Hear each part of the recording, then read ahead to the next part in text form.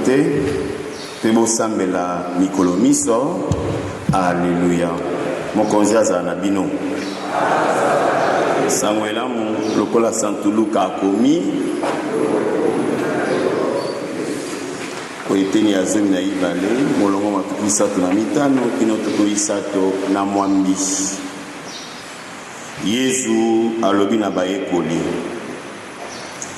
Bolongo la bilamba te, pe bozimisa mwinda te, kasi botika na bilamba onzoto, pe na mwinda mopeli o maboko. Bosa lokola bato bazali kozila mokonzi wa bango, akendeki kobala mwasi.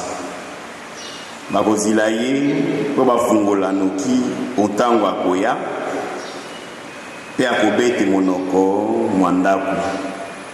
Ese ngona basali soko mokonzi aye pe akuti bango balali pongi te. Na lobi na bino ya solo akokanga kamba na nzoto akofandisa bango omeza pe akopesa bango moko bilei. Soko aye ata na midi ya butu ata na soso ya yambo pe akuti basali balali pongi te esengo na bango. Lokumu na yo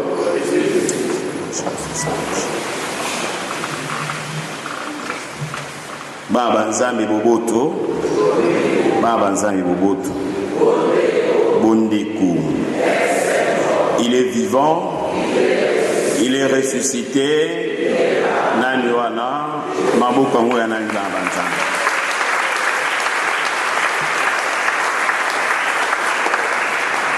Toti kolanda mikanda misantu, il y a beaucoup d'éléments qu'on peut tirer. On voit quelques éléments pour la méditation na biso. Il y a mokolomo lelo. To banami penza etangi ya yambo. Dans la première lecture, nous voyons qu'il y a une opposition entre Adam et Jésus.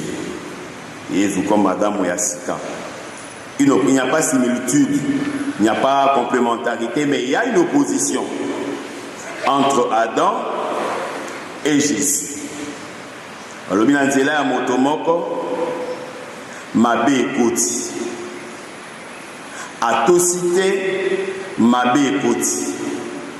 Penanzela ya motomoko, malamu ekoti. Naboto siboye, malamu ekoti okati ya mokili. Bana banzai boboto.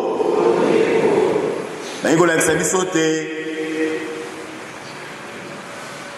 La mort ne peut jamais vaincre la vie. Le ténèbre ne peuvent jamais vaincre la lumière. Il y a toujours cette opposition, mais il y a toujours la lumière qui prendra le dessus sur les ténèbres. Amen. Il y a la vie qui prendra toujours le dessus sur la mort. Atapasi lekindengenini yebate, c'est le Seigneur qui a la clé de la vie. Yemoto azali na fungola ya bon mort. Ata difficulté lekindengenini. Même là où le péché a abondé, la grâce a surabondé. Il est vivant. Il est ressuscité.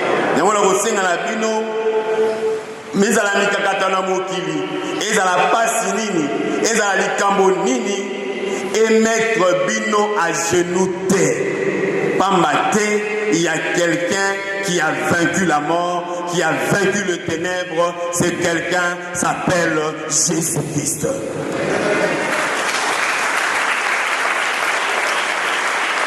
Ata passe les kindengeni, ata mikakatana les kindengeni, ata. Même lorsque vous traversez la vallée de la mort, soyez-en rassurés que Jésus qui a le dernier mot dans notre vie. C'est Jésus qui a le dernier mot dans notre vie.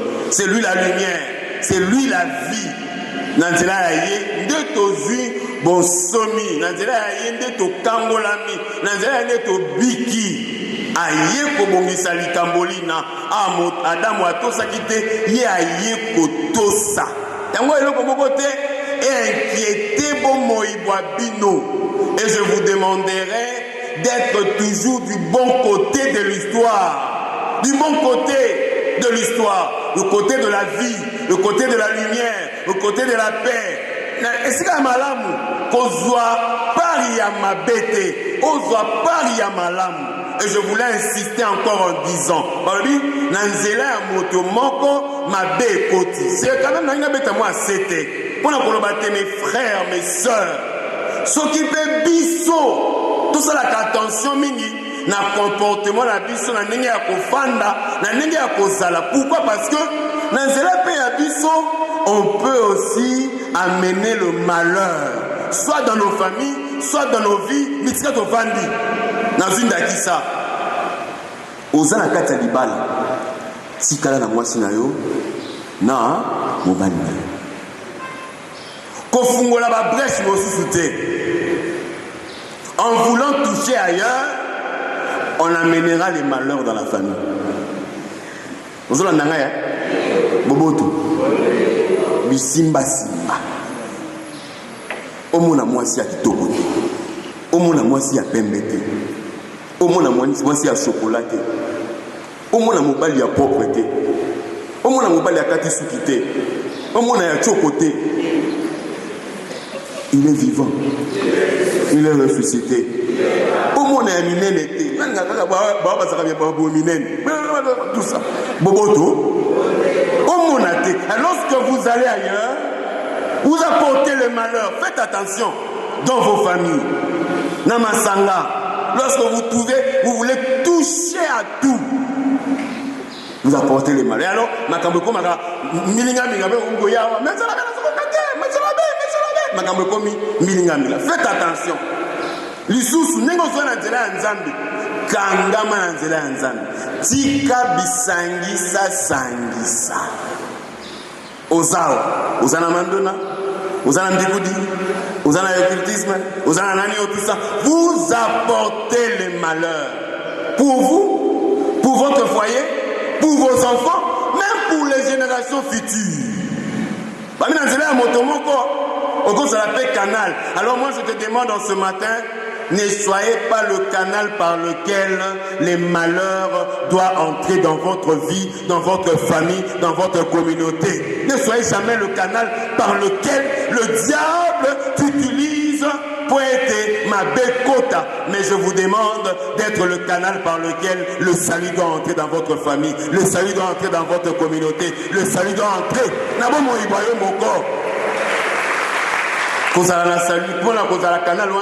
Une chose, c'est de s'attacher à Jésus-Christ. Il n'y a que lui qui a la solution. Comme il a vaincu le mal, comme il a vaincu le péché, comme il a vaincu le ténèbre, il est capable de vaincre le mal de ta vie, de vaincre le ténèbre de ta famille, de vaincre et de vaincre et de vaincre. Non, tout le monde est dingue. Il y a Samuel, Banabanza.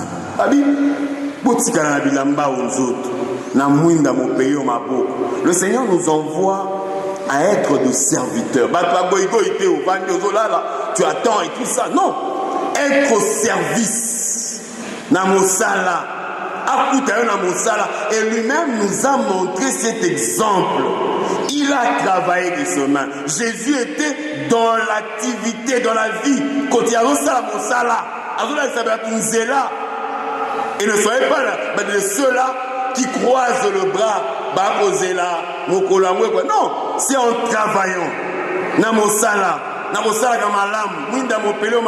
en faisant le bien, en cultivant l'amour. Au Matthieu chapitre 25, j'étais en prison, tu es venu jusqu'à moi, j'étais malade, j'étais ceci, cela, j'étais nu, et tu es venu à mon service.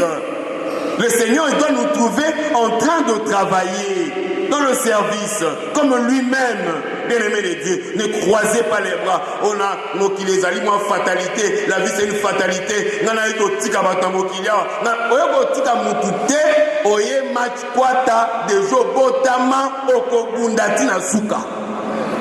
Amen. Bon, bande kozela ne ba luti pona no baka.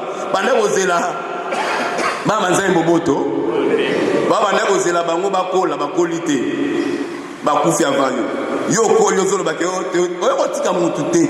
C'est ça la vie. Il faut se battre. Il faut travailler. Il faut chercher. La vie n'est pas une fatalité. Il faut chercher. Et d'ailleurs, Saint Grégoire de Nazianz à Kolobalabiso, le Seigneur va nous demander de compte. Il demandera le compte, non seulement par rapport à nos actes, par rapport à nos paroles, mais par rapport à la gestion du temps. Par rapport à la gestion du temps. Bapesio ngonga, osaina yango ni. Bapesio ngonga. Tala, nous aurons que 24 heures. 48 heures aux alatés. Quand on a 24 heures, on a pour croiser ma côté, on m'a piégé.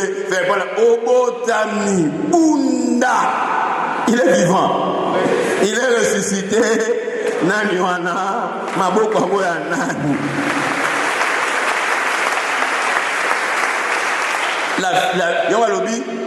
Bien.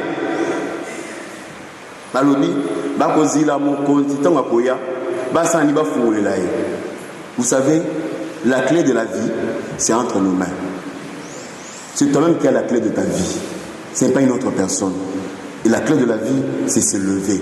Au télémina, au samelo bibon, tokeji. Allons-y. La clé de Nzamba Pesio Nyonso, Sambeli, a Pesio Makas, a Pesio Pema, a Pesio Bomoy, a Pesio Vi, au Koulia, allez, tokeji. C'est ça la vie. Tu as la clé de la vie.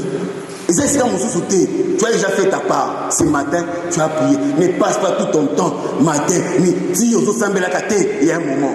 Tu pries, tu es aussi ici. Tout la mousse à ça. Toké. Nous allons être là-bas. Salam ou salam. Ce que salité, au coliaté. Ce que télémité, au cozoité. Ce que bénité, au boucaté. Nous n'avons pas mon label.